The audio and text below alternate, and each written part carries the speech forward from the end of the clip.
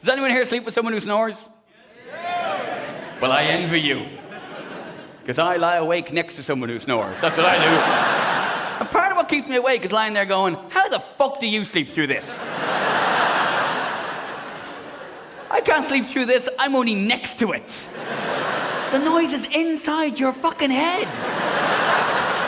How loud must that be for you? Surely the vibrations alone must be shaking your eyeballs right out of your noggin. She said the cutest thing to me one time. She said, do I not sound like a kitten purring?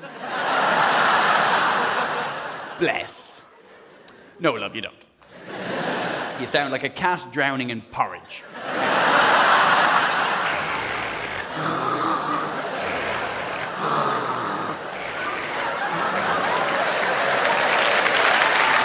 If I had a kitten made that noise, I'd put the fucker down.